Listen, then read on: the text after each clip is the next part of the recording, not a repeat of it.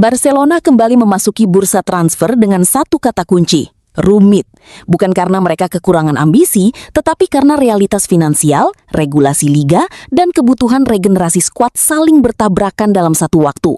Inilah lika-liku terbaru Blaugrana menghadapi musim transfer, penuh strategi, pengorbanan, dan perjudian besar.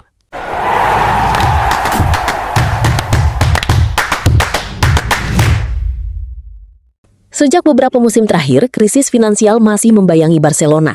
Meski kondisi mulai membaik, mereka tetap terikat aturan ketat La Liga, terutama sistem one-to-one rule. Artinya, belanja harus seimbang dengan pemasukan. Barcelona bahkan masih berusaha kembali ke aturan ini menjelang bursa transfer musim panas 2026. Mereka masih harus menutup kekurangan finansial dan menyesuaikan beban gaji pemain massal. Dampaknya jelas, Barcelona tidak bisa belanja bebas seperti rival mereka. Setiap transfer harus dihitung secara presisi. Inilah realita yang harus diterima fans Barcelona saat ini. Untuk mendatangkan pemain top, klub harus menjual pemain terlebih dahulu, mengurangi beban gaji, membuka ruang dalam struktur finansial. Beberapa nama bahkan masuk daftar potensial dilepas. Ansu Fati, Robert Lewandowski, bek-bek seperti Koundé atau Balde. Bahkan ada peringatan bahwa penjualan menyakitkan bisa terjadi, termasuk pemain penting seperti Rafinha. Artinya, Barcelona bisa saja kehilangan pemain kunci demi menyelamatkan proyek jangka panjang. Di tengah keterbatasan, Barcelona tetap berpikir besar. Target utama mereka, Julian Alvarez, pengganti Lewandowski, Alessandro Bastoni, bek elit, Joao Pedro, Lautaro Martinez, opsi lain lini depan.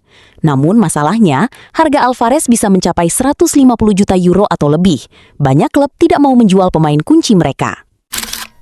Salah satu perubahan terbesar adalah potensi kepergian Robert Lewandowski. Ia diperkirakan hengkang saat kontraknya habis pada 2026. Ini berarti Barcelona harus mencari striker baru. Sistem serangan akan berubah total. Era baru akan dimulai di lini depan. Ini bukan sekedar transfer, ini transisi generasi. Di balik layar, pelatih Hansi Flick menjadi otak proyek ini.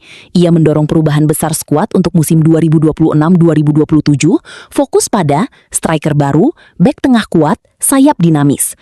Bahkan kontraknya diproyeksikan diperpanjang hingga 2028. Artinya, Barcelona sedang membangun proyek jangka panjang, bukan sekedar tambal sulam.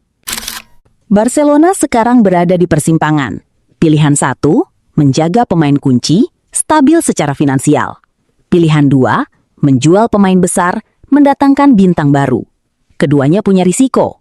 Terlalu hemat, kalah bersaing di Eropa, terlalu agresif, kembali ke krisis finansial. Lika-liku Barcelona di bursa transfer 2026 bukan sekedar soal beli dan jual pemain.